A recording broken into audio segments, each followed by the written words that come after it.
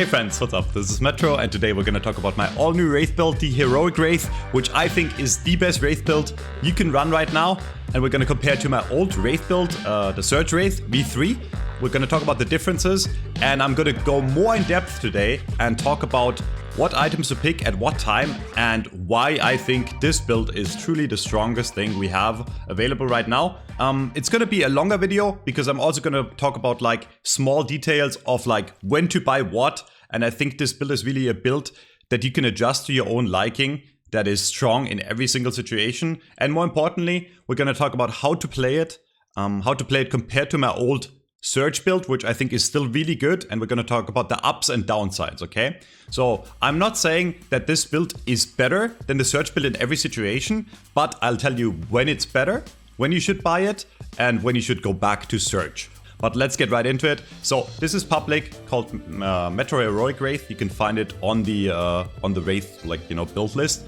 And the laning phase didn't really change much, okay? I think the last time we talked was after the damage nerfs to gun, so it has been a while, but yeah, not really much changed in lane. Cards got a bit weaker, but they're still the best tool for us to win the lane, okay? So in lane, we focus on the cards and upping the damage of our cards and upping the damage of our spirit, and then when we transition out of the laning phase into the mid game, we're gonna still focus on getting in insane or increased farming speed, and then we're gonna focus on, killing objectives really fast, winning 1v1s really easily, and then later on down the line we're gonna turn into a hard carry. A few people seem to struggle with her, and I think that comes down to people misplaying. So I'll try to be mindful of mistakes I see a lot of people do that play Wraith, and I'll tell you how to hard carry. We go for Ammo Scavenger first. This is self-explanatory, right? This gives us souls in lane. Wraith is still a very solid 1v1 laner. She's not the strongest, but she can't really lose 1v1 lanes either. So we're gonna go into Ammo Scavenger, Extra Charge, and Infuser. The reason we go for the purple items first and then only later we'll transition into damage and green items is because, again, in the laning stage, our last hitting potential, our creep, our CS, is going to be good no matter what, right? We have a pretty big magazine and our damage is going to come mostly from cards. We want to get Ammo Scav as early as possible, ideally as first item. So we get the extra 20 spirit, so we do more damage with the cards every time. And then we want to go Extra Charge just to have 3 cards. And by the time you have Extra Charge, Ammo Scav, and Infuser, you're going to be at 2.2k souls, which is our big power spike, where once we level up cards twice, that's how you start the lane every time on Wraith. You level up cards once and then a second time. This is our big power spike at 2.2k souls, where our cards start dealing insane damage, okay? And at that point, when you have Ammo Scav, Extra Charge, and Infuser, which you will have because it's 2.2k souls, right? You have another item after.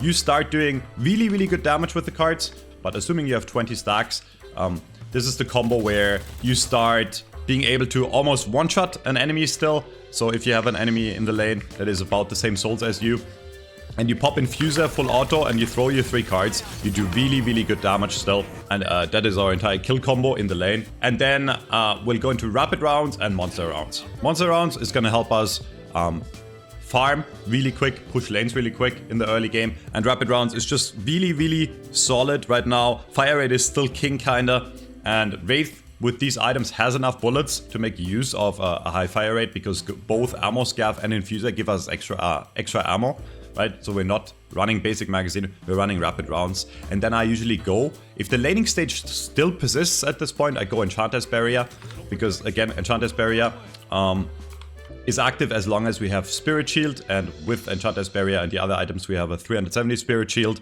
so our cards go up in damage even more, and it makes you more survivable in lane. And then we go for extra stamina. I think extra stamina is a must buy on almost any character in the game right now. I think this is the best item in the game because it just gives us 1 extra stamina, which makes us be able to move faster, get in and out of fights faster, etc., right? While giving us fire rate, it's just an insane item, and it also makes us recharge our stamina faster. So this is a no-brainer.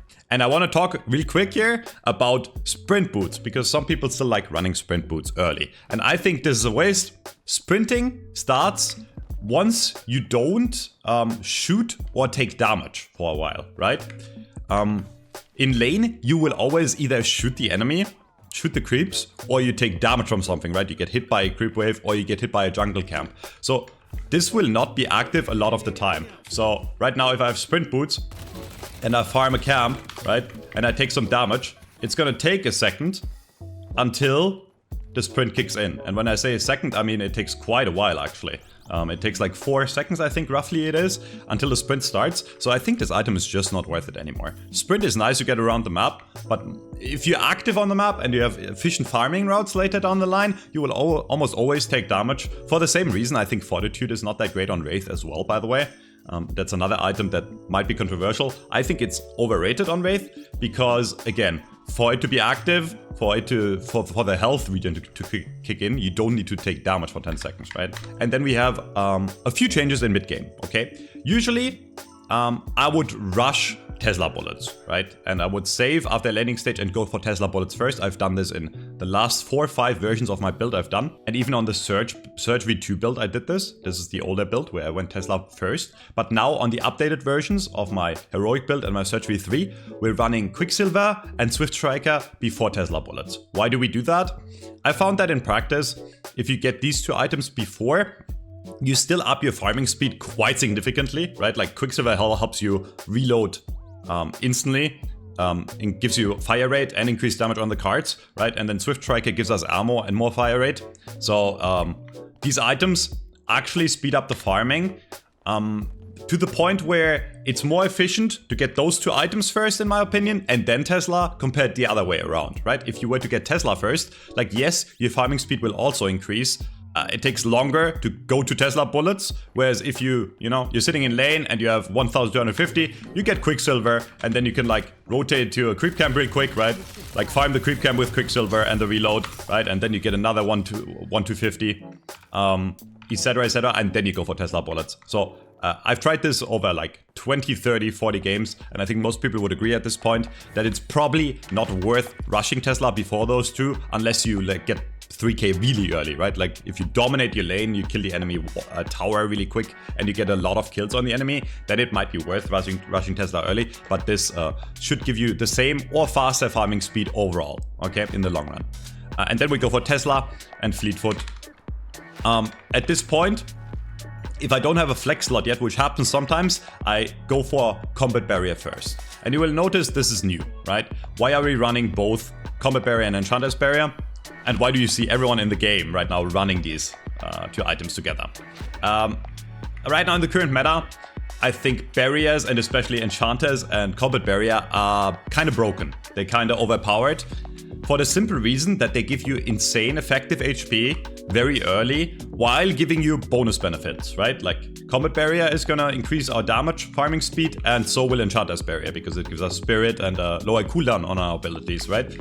So as long as these items are active, they give us bonuses that are not necessarily defensive, right? If I were to buy like let's say if I were to buy a spirit armor here, it doesn't really do anything offensive for us, right? It gives us health and spirit resist, but it doesn't increase our farming speed, right? Same for bullet armor, right? Like, yeah, we get 6% weapon damage, but that's like nothing. If you compare 6% weapon damage to the bonuses Combat Barrier gives us, which is 22% weapon damage and 7% fire rate, right? It's not even comparable.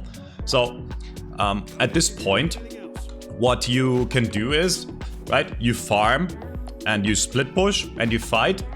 And if you get into a fight and the enemy breaks your barriers, right?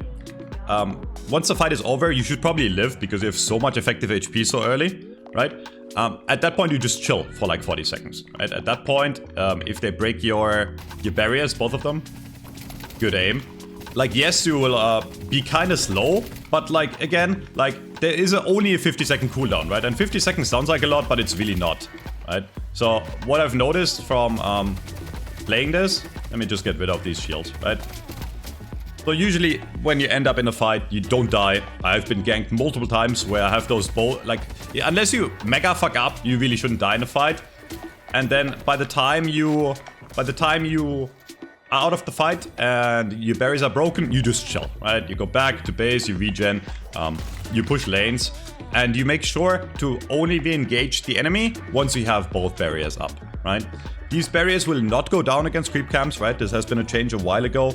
Barriers in the early game are just really, really strong, especially enchanters and combat barrier, and they probably need a nerf. At this point I get fleet foot, and at this point I should have a flex slot. If I still don't have a flex slot, you can end up selling monster rounds early, but you should be fine, right?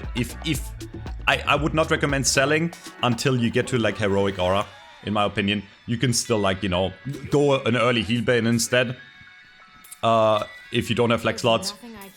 But at this point you should really have a flex slot. And for Heroic Aura, I end up usually selling monster rounds if I need to. And then, yeah.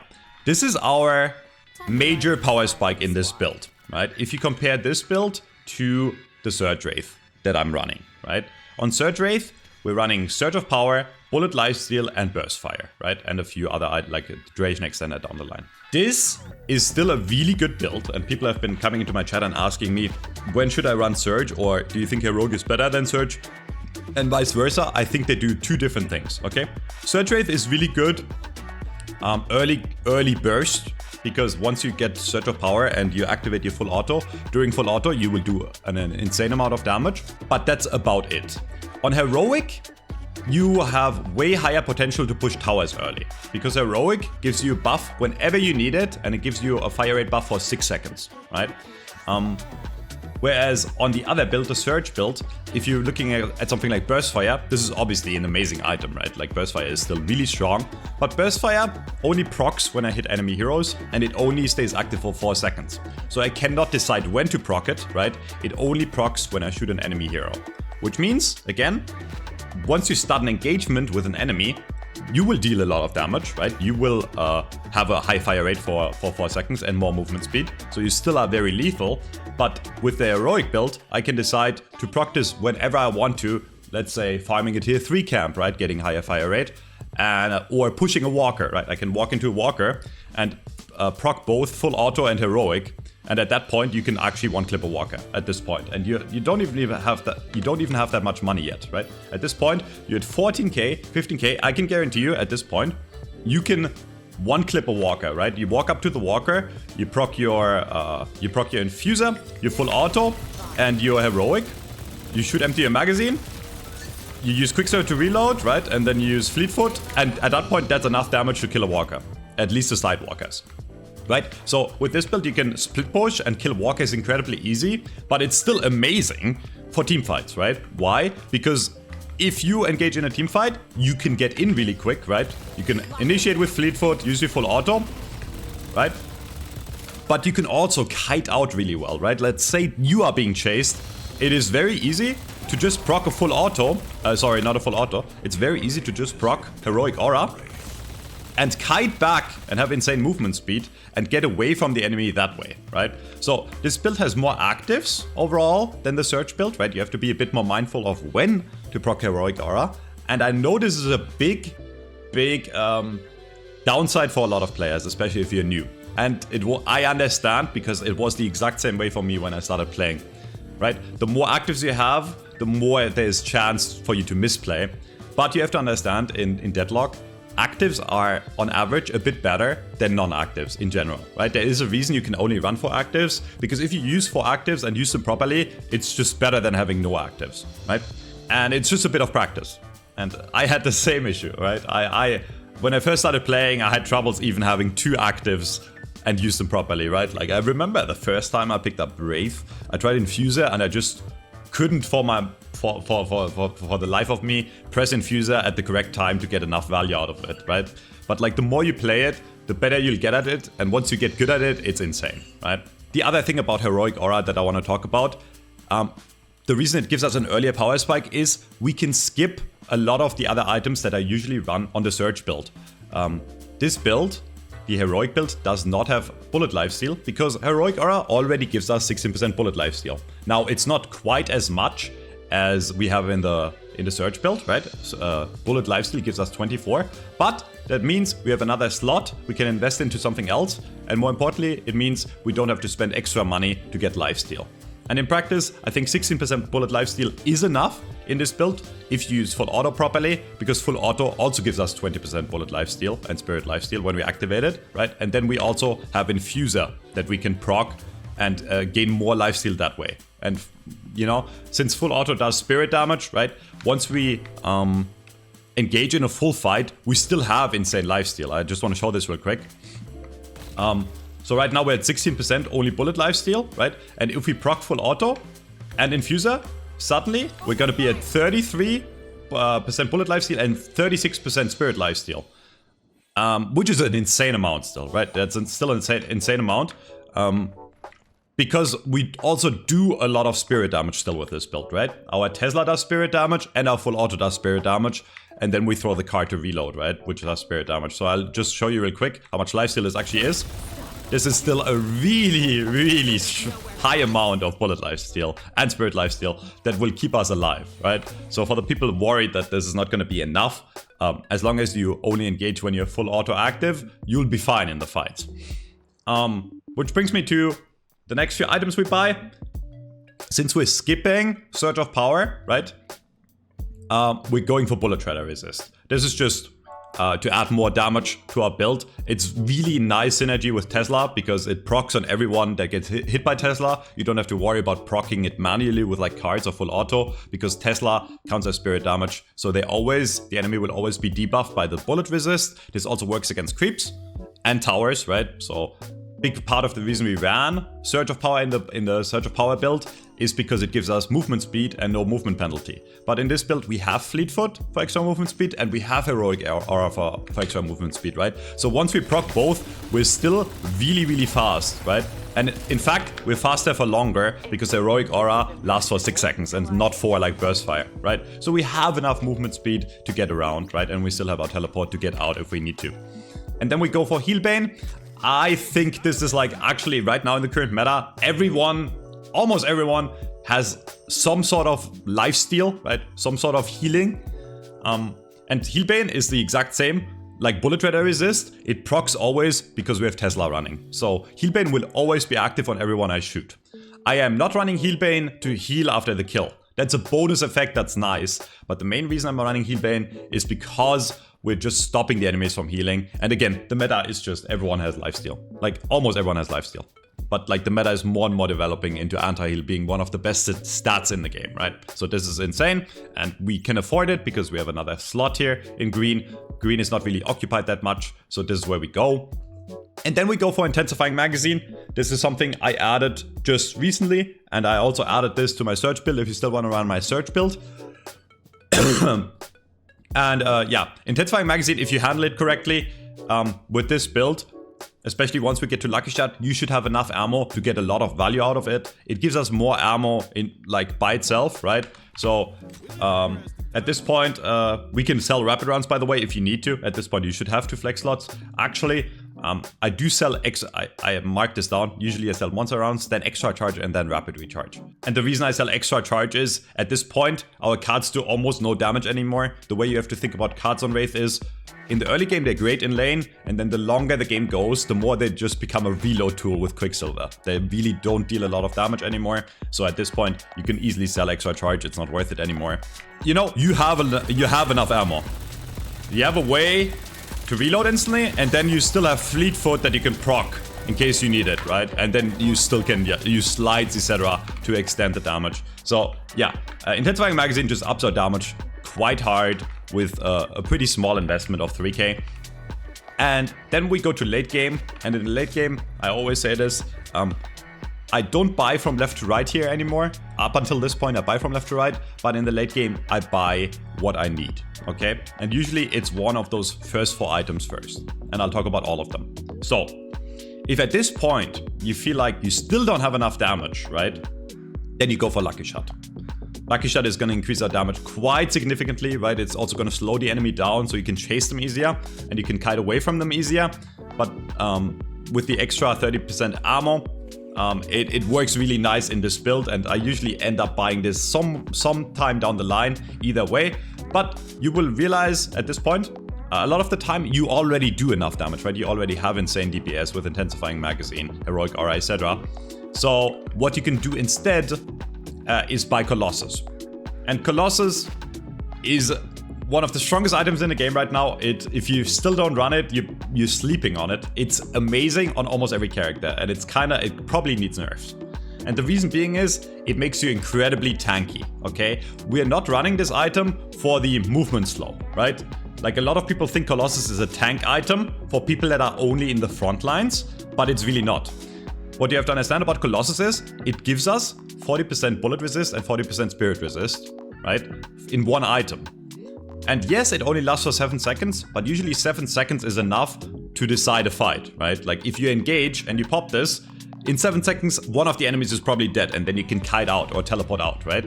So this is really just an item to make us more tanky while giving us extra damage, extra weapon damage, right? So the way I would run this is, you start engaging in a fight, right? You go in and you prop this. You burst one person down, you should be survivable enough because again, all the resist. And then once Colossus runs out, right, you get out and you let your team do the job for you after, right? So this is a tank item, but it is insanely, I was gonna say why is it all grayed out, but that's usually this is our last active, right, at this point. And if you have to sell something for it, you can start selling one of the barriers, whichever one you think you need least, okay, at this point. Because at that point, we're getting into late game territory, barriers become weaker. Because at that point, people do a lot of damage, so the barriers break very fast, so they don't provide us as much value anymore, right? So yeah, Colossus, if you need to be more tanky, and the enemy has a lot of burst, because this is gonna make us very tanky for the first 7 seconds. If you want to be more tanky, but the enemy has a lot of damage over time, and they don't really have a way to kill you instantly, Siphon Bullets is also a great choice, and I buy this a lot over Colossus, depending on what I go against. So, let me give you an example. If the enemy has a lot of heroes that do a lot of damage over time and don't really have a lot of burst, I would buy this. Let's say the enemy has an Infernus and a Haze, and then let's say they have a Kelvin as a tank, right? And then they have a, I don't know, I'm coming up with a random composition. Let's say they have a Lady Geist, right? Let's say they overall just don't have a lot of burst, right? Let's say they don't have like a Moan Krill that can grab you and insta-kill you, or like an Abrams, right? Even if the enemy has a shift, this is great. Because with this item, you kind of just, you know, engage and start shooting.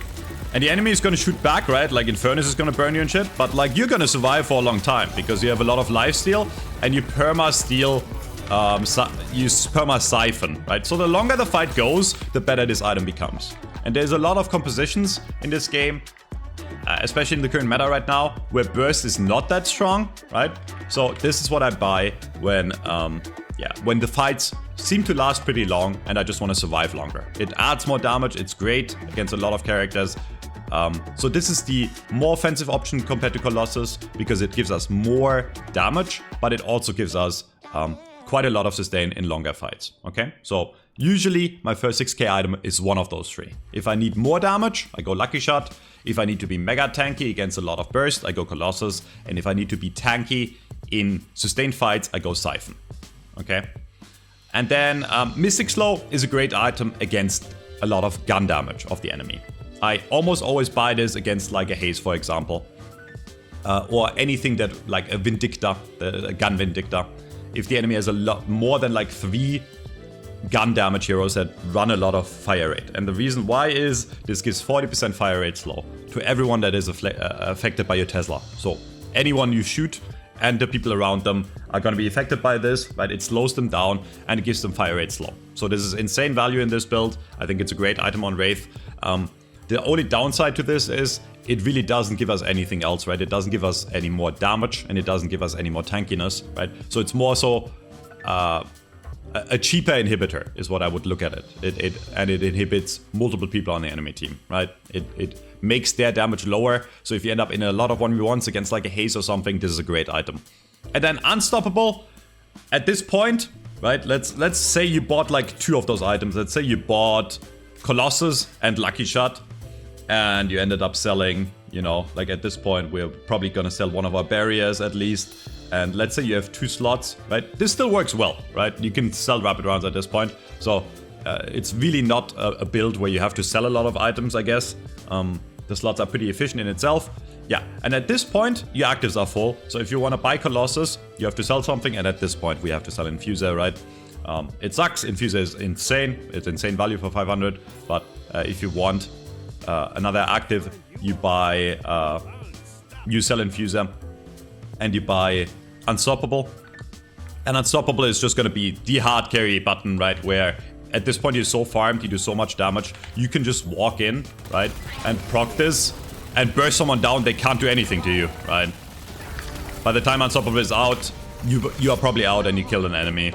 So this is like, if you are the most farmed and you're the hard carry, you buy this to guarantee a kill. You know, it's great against like, if you realize the enemy is hard focusing you. If the enemy has like a Lash, a Modern Krill, a Dynamo, right? And they use all their ultimates on you, right? Like this is a counter to all of those.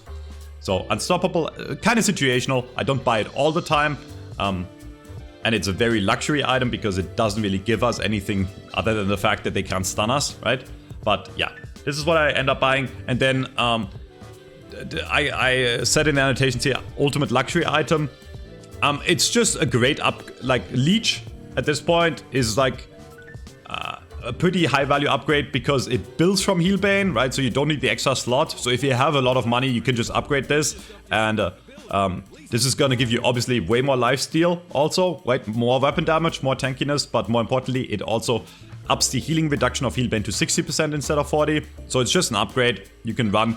And then I have Healing Booster back here, because at this point, if you have Leech, right, you can end up selling Combat Barrier and go for Healing Booster because it's gonna give you more overall value. Because Healing Booster is gonna up your lifesteal against the enemy quite a bit, and it's gonna make it so they can't anti-heal you as much, right? And at this point, you have already 52 and 40 weapon and spirit lifesteal, and once you proc like the rest of your stuff, right, you have 64 bullet lifesteal and 55 spirit lifesteal. So at that point, you have like, you know, insane healing potential. Usually at this point, the game is over.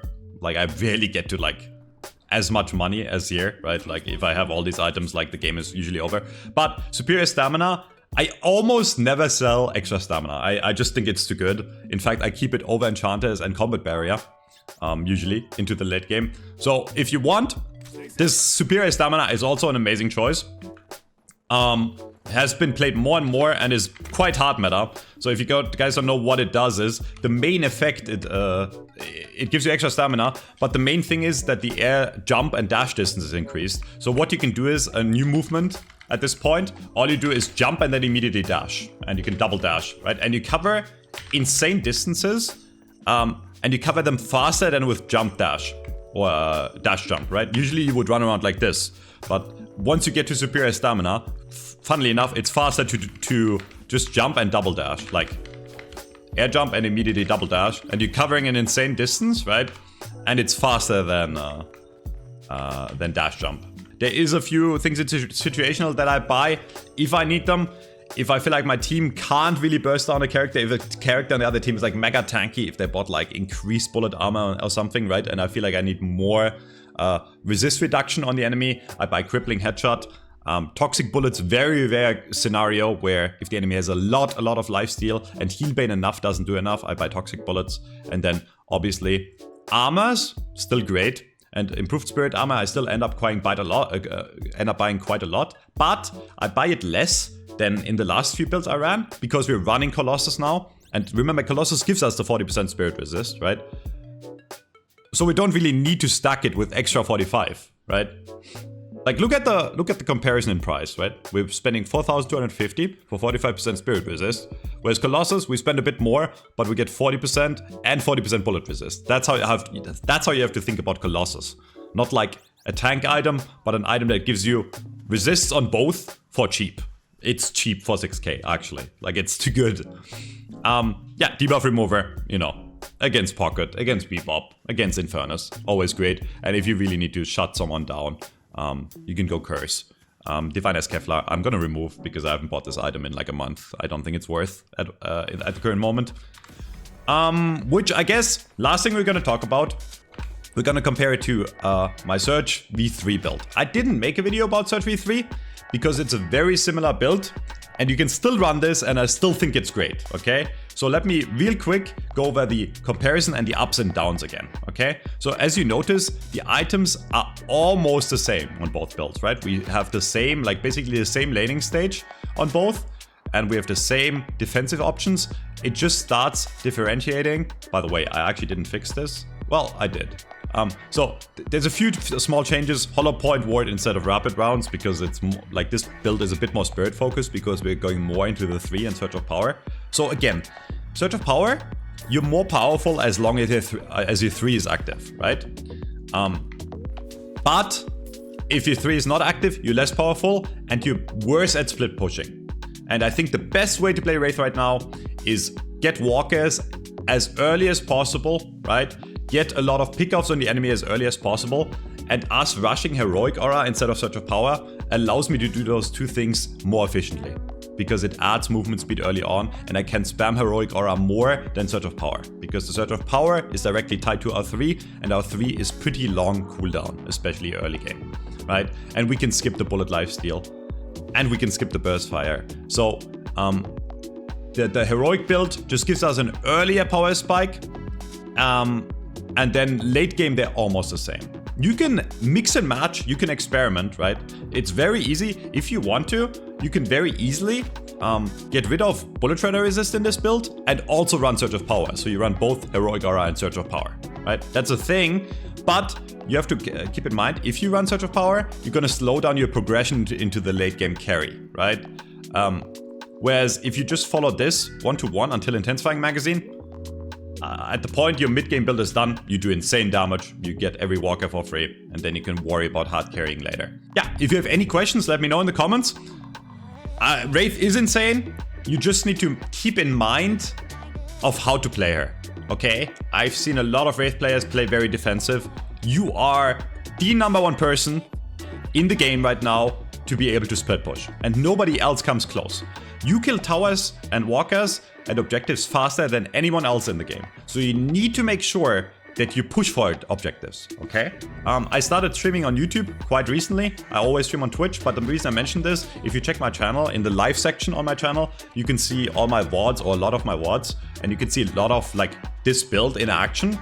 In 90% of my games, even in Eternus games, I end up killing walkers at like 15 minutes, multiple, and I give my team such a lead by just opening up the map really early, right? There's gonna be a lot more videos coming in the next few days. I will have an updated Mirage guide. I haven't released the Mirage guide yet, but I've played more Mirage. I've made a Mirage build that I'll get into, and then I made a 7 build. I started picking up a lot new characters. So if you're excited for those, hit the sub button. I usually never say this. I think you will be surprised of what's to come in the near future and the future in general for this game. I love this game, and I hope you do too. And until next time, see you friends. Bye bye.